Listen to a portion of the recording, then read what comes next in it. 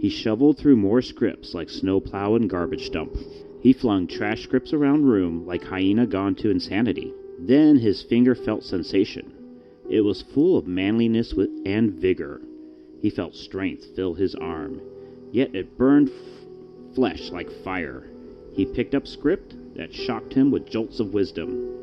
It shined like newborn sun. It smelled like first rose of June. It felt like cooked eel. He looked upon script of majesty and saw in writing that was majestic like royal yet rugged like rock farmer. It read Garfield. He opened script and words poured into his eyeballs like liquid wine. It was story like no other, filled with adventure of untold might, sexy ladies, and lasagna of beauty. He knew what he needed. He needed to play the role none other played. He had to play Garfield. Joaquin Phoenix then went to Upside Down Room where he hung on bars and recited his name backwards. Afterwards, he grabbed phone and called agent.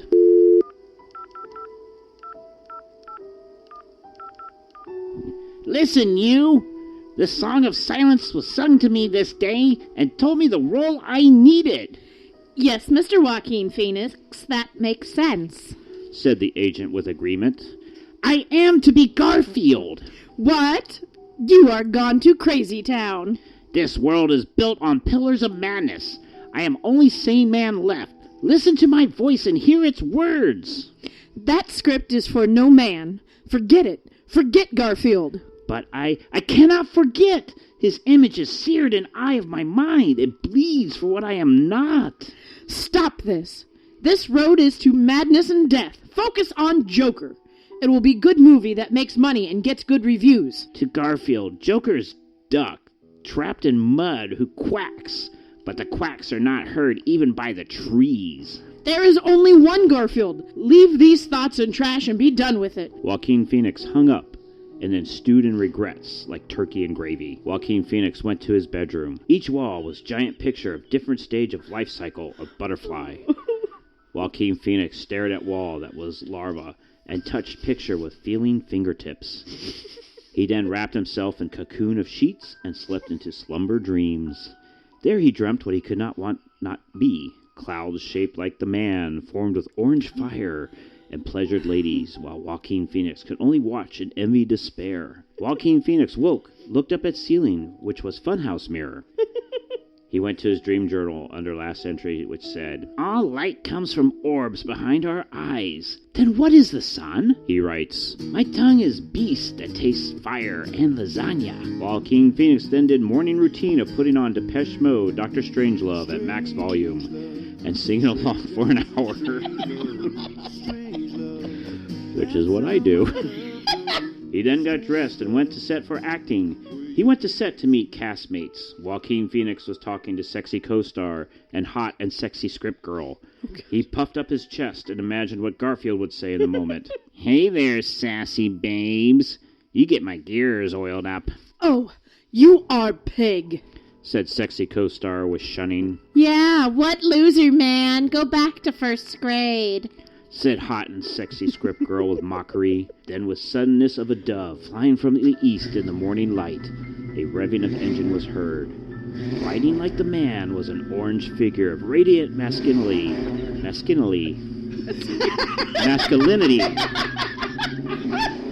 I can't tell if that's written wrong or if I'm saying it wrong. Riding a custom Harley-Davidson motorcycle with smoking lasagna cigarettes. I heard there was casting call and that there were sexy ladies that needed to get their roles filled, said the orange figure of Olympian manhood. Garfield! That's right, Hot Pockets. I'm here to make you scream your lines and direct you in ways you never felt. Oh, Garfield, you are man mountain I want to climb, but dare not try. I am Sherpa of love. I will guide your lips and hips to where they are needing to be. I am using that pickup line.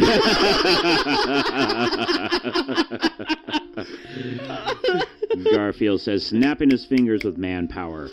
At Garfield's snapping command, fine ladies undressing, tearing off clothes in passion of moments. Garfield then snapped his fingers again, and stagehands brought out king-size bed for the man. Garfield, here is our best bed. Please enjoy it and pleasure ladies with it, said the stagehands with humbleness. I break this bed before night is through. No bed can handle power of my thrust.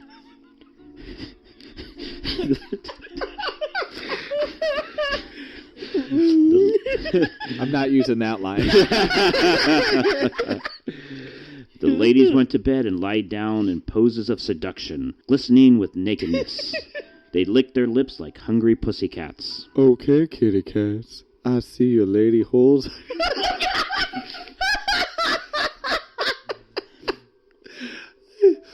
You know it's good if I can't say it. Okay, kitty cats. I see your lady holes are desserts. Nope, you're right. Try that again. Let me check that again. This isn't me screwing up. Nope. It's written wrong. No, it'll make more sense once you get to the next sentence. Okay, kitty cats. I see your lady holes are deserts. I will flood them with liquid love and turn them into oceans. Garfield went to bed and leaped on ladies, unlike grasshopper on fresh meat.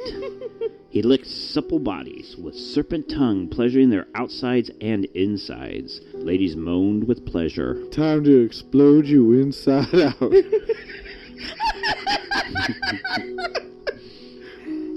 I carry TNT in my pants and my fuse is ready to go. Explode us, Garfield. Explode us with your man bomb. Garfield unbuckled his stylish blue jeans and tossed them to the floor. He launched his orange javelin at ladies, scoring a bonanza. The director then walked in and saw the love-makings. This is a work of art. I will film this and show it to the world and win Oscars, said director with excitement as he took out big film camera and started recording. Action, action, action, cried out director with furious joy as he watched Garfield through lens pleasure ladies with power of bulldozer and expertise of sculptor. Joaquin Phoenix watched on as well with awe, impressment, and terror. He scratched at eyes and rolled around on ground, grabbing mud and smothering himself with it. He screamed and squealed as he heard Garfield's lady pleasuring. He stood and staggered out like drunk rodents, squeaking in terror. No one cared. Joaquin Phoenix ran into a street that was empty. He ran around and around in search for something which he knew not. His mind was filled with painful confusion. Then he finally found open store, 24/7 convenience store with selling intent.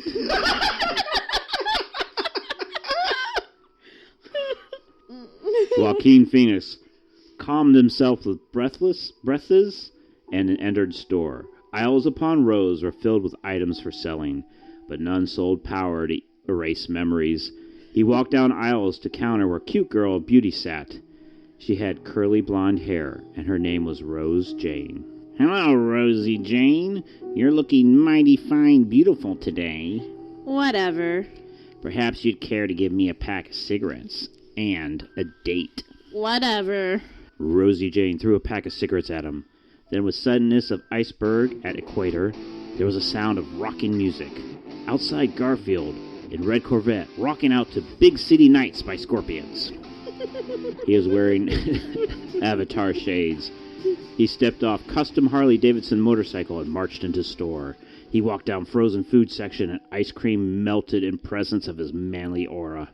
He went to counter like man who knew counters his whole life and did not care. He leaped on counter with cool elbow and gave Rosie Jane wink and nod. Hey there, bunny slippers. I want to slide you on.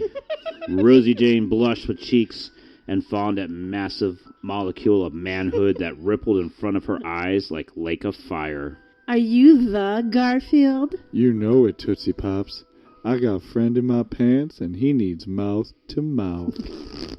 Garfield unzipped his black, silk, shimmering pants.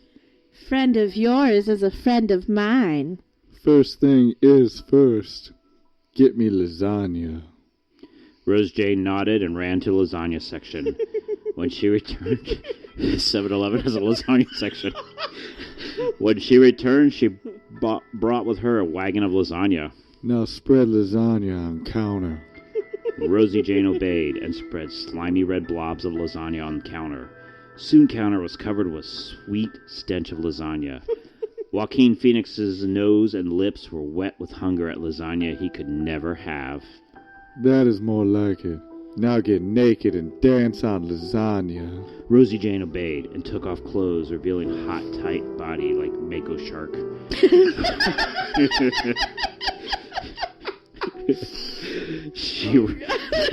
She rolled around sexily on counter like sexy crocodile, pulling down antelope and tearing it apart in lasagna swamp. Yeah, baby, that's what I'm liking. My desire dragon is hungry and you are next course. Eat me alive, Garfield. Pour love over me and lick me. Garfield jumped on Rosie Jane like flea on dog and squeezed firm body, grabbing her hands. They rolled around swishing and swooning on soft red lasagna, covering each other with slimy red goodness. Their bodies were damp like frogs covered in fresh blood. Soft, squishing sounds came from them as they mushed bodies together like lovings. Joaquin Phoenix stared at sight of majesty and wept. He put hands to face and wept like man who knew nothing but tears. He wept more, and then he screamed, and then he laughed. He covered eyes with hands, but through hands he still saw Garfield love Rosie Jane like volcano loves the earth. Joaquin Phoenix crawled away in desperation like slug. He crawled into toothbrush aisle. Oh, right. Well, I'm interrupting the story because as we were recording it, we realized that, wow, this one is super long. So what we decided to do is, if you're not digging Garfield and Joaquin Phoenix's sexcapades, that we would stop it here, and then we'll continue it after the end of the credits. So if you like it, stay tuned till the end of the credits of the show. And if you don't like it, we're moving on. Oh, I've never been more... I thought you said it was a short story. No, I said that was a long story. I've never been more turned off by lasagna than... But what if it's vegetable lasagna? That's true, I'd be down for that. All right. Is it dairy-free? Probably not. All right, moving on. Yeah! Oh, man. This is the one game that Sabrina's good at. Pong? Yes. Yep. This is called Pong's Problem, and it's by Yoshizilla Rhinoceros. That's probably correct.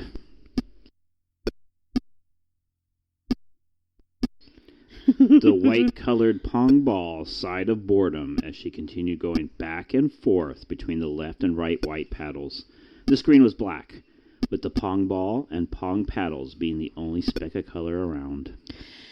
Back and forth, back and forth. Oh, this is boring. I wish something unusual and awkward happened to me. Suddenly, the Pong ball stopped bouncing, floating above the dark abyss below. The Pong ball suddenly began shaking violently, letting out a cute little poot. Cute little poot? You don't know what a poot is? well, you guys will find out. Oh, is that what that is? Yeah. The paddles noticed as they moved up and down faster, chuckling. Well, look who broke up the silence. The left paddle joked as he laughed. The right paddle scoffed the Pong ball. Such a young lass like you breaking the wind in a quiet area is quite naughty. The Pong ball growled as she shook. Hey! I didn't do it intentionally. It was a coincidence that it was something other than the thing that we all do for all eternity. She farted again, the flatulence being much louder and sounding like a deep-pitched tuba. That coincidence of yours is starting to grow. The Pong ball pushed against the left paddle, only to ricochet towards the right paddle. The Pong ball farted right on the right paddle, causing the right paddle to panic as she shook it violently. Oh, sweet merciful Atari. It got on me. Wait, I didn't mean to do it right on you. You should have turned left on Albuquerque. The right paddle suddenly exploded.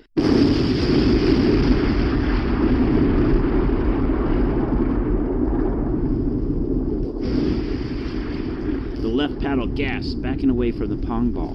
Now, hold on, Bolly. We can have a civilized conversation about this. You know what?